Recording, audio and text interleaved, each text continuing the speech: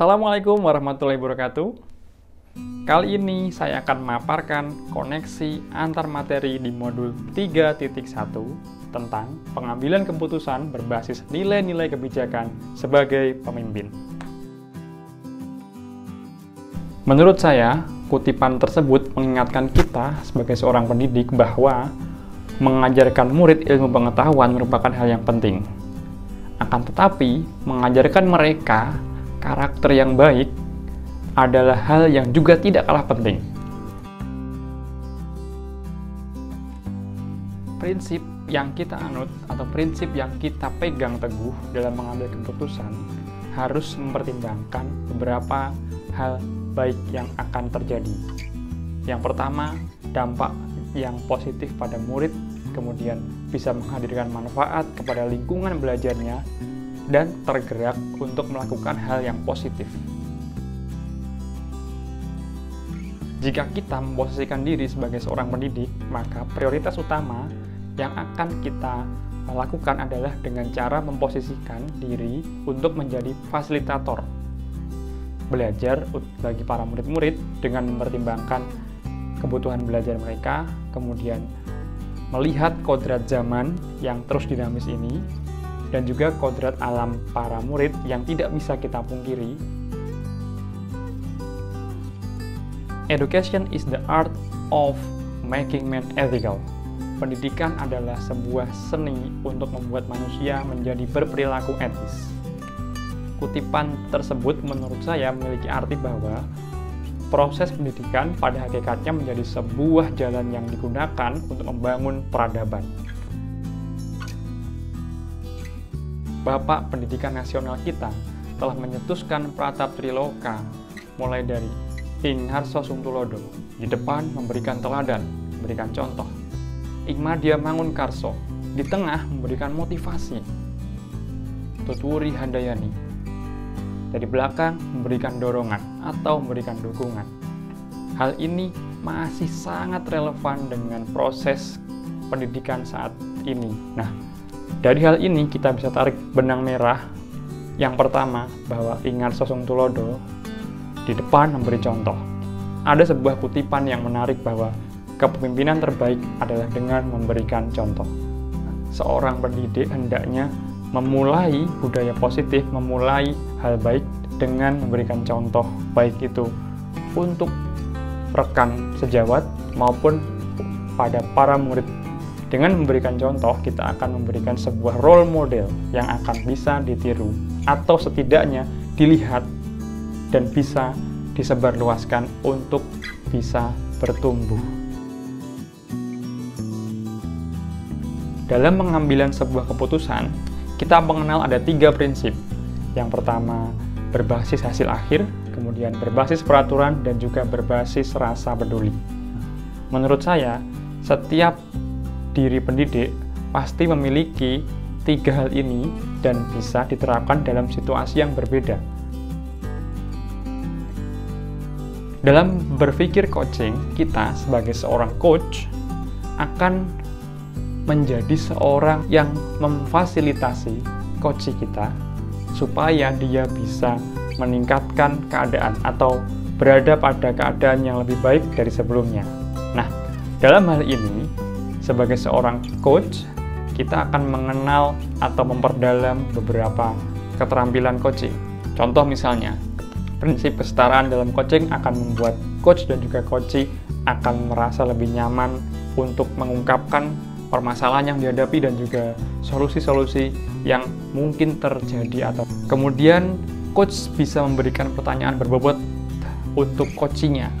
Hal ini akan membuat si coachee akan mengeksplor kemungkinan-kemungkinan solusi yang terjadi sehingga bisa memunculkan ide-ide dari permasalahan yang terjadi. Kepekaan sosial emosional seseorang akan menumbuhkan empati dan juga simpati, sehingga kita bisa menempatkan diri untuk bisa mengenal, peduli kepada orang lain. Nah, dalam pengambilan keputusan, wajib berlandaskan pada nilai-nilai kebijakan serta regulasi yang ada dengan berpedoman pada 9 langkah pengambilan keputusan.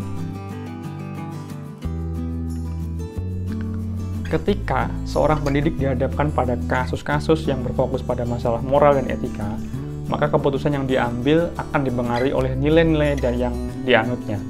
Jika nilai yang dianutnya adalah nilai-nilai positif yang berdasarkan kebajikan universal, maka dimungkinkan akan berdampak pada banyak orang dan menjadi hal yang baik. Pun sebaliknya, jika tidak sesuai dengan kaidah norma agama, moral, maka keputusan yang diambilnya cenderung akan bermuara pada kebenaran pribadi.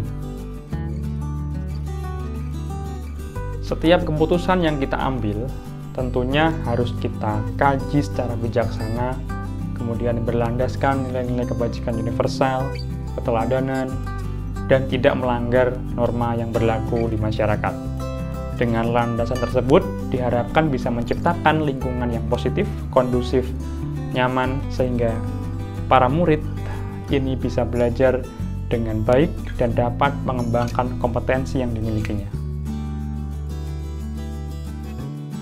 Tantangan yang saya hadapi pada kasus dilema etika beberapa yang terjadi adalah munculnya rasa tidak enak dan kemudian tidak bisa memuaskan semua pihak. Nah, dan itu harus saya sadari betul karena keputusan yang kita ambil tidak mungkin bisa menyenangkan semua orang, dan itu setelah mengikuti 9 langkah, maka kita akan lebih yakin dengan keputusan yang kita ambil. Untuk memutuskan pembelajaran yang tepat pada para murid, kita mengenal pembelajaran berdiferensiasi. Nah, dengan pembelajaran berdiferensiasi ini, kita berharap para murid yang memiliki kemampuan atau memiliki minat yang berbeda bisa kita layani secara bertahap. Menurut saya, keputusan pemimpin pembelajaran yang bisa mempengaruhi atau berdampak pada masa depan murid adalah yang sudah dipertimbangkan dengan baik. Begitu pula juga sudah melalui uji legal, uji regulasi, uji intuisi, uji publikasi, uji idola, dan tidak menyesatkan atau tidak menjerumuskan para murid-murid di kemudian hari. Kesimpulan akhir yang saya pelajari pada modul ini kaitannya dengan materi pada modul sebelumnya adalah bahwa mengambil keputusan harus melalui beberapa langkah atau beberapa pertimbangan. Dan pertimbangan-pertimbangan itu kita kaji secara mendalam, yang pada akhirnya keputusan yang kita ambil atau kita putuskan harus berorientasi pada kebutuhan belajar murid atau kemerdekaan belajar murid. Sehingga terwujudlah budaya positif yang akan terus-menerus dilakukan para siswa. Hal yang menurut saya di luar dugaan bahwa ternyata dalam pengambilan keputusan itu bukan hanya didasarkan pada pemikiran dan pertimbangan semata, namun sangat diperlukan dengan pertimbangan secara paradigma, prinsip, kemudian langkah-langkah pengujian, sehingga pengambilan keputusan itu bisa bermanfaat untuk banyak orang, baik itu guru, murid, dan juga stakeholder yang ada di lingkungan kita. Dan pada pengambilan keputusan diperlukan satu sikap keberanian. Sebagai seorang pemimpin pembelajaran adalah risk taker, pengambil keputusan atau pengambil resiko. Sebelum mempelajari modul ini, saya pernah mengalami atau mendapatkan permasalahan yang berhubungan dengan dilema etika.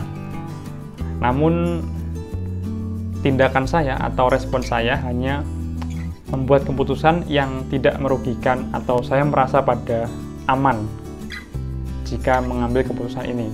Belum menguji secara uji publik, kemudian belum mempertimbangkan dengan paradigma, dengan prinsip berpikir untuk mengambil keputusan. Menurut saya, modul 3.1 ini sangat penting dipelajari bagi seorang pemimpin pembelajaran. Mengapa penting? Karena ada beberapa hal yang sifatnya adalah fundamental atau sifatnya adalah dasar untuk mengambil sebuah keputusan. Yang sebelumnya saya berpikir kalau keputusannya sudah bermain aman dan tidak ada dan bisa untuk menyenangkan semua orang, padahal itu belum tentu berdampak baik pada murid, sudah aman. Namun ternyata ada 9 langkah yang harus kita ikuti alurnya. Kemudian ada prinsip-prinsip pengambilan keputusan. Kemudian ada 4 paradigma yang harus kita pahami. Dampak yang saya rasakan setelah mempelajari konsep materi di modul 3.1 ini adalah saya bisa mengenal atau bisa memperdalam cara untuk mengambil keputusan dengan mempertimbangkan beberapa hal, termasuk 4 paradigma, kemudian prinsip, dan juga 9 langkah untuk mengambil keputusan. Baik, sekian pemaparan koneksi antar materi di modul 3.1 ini. Mohon maaf jika ada tutur kata yang kurang berkenan. Terima kasih, semoga video ini bermanfaat bagi dunia pendidikan. Assalamualaikum warahmatullahi wabarakatuh.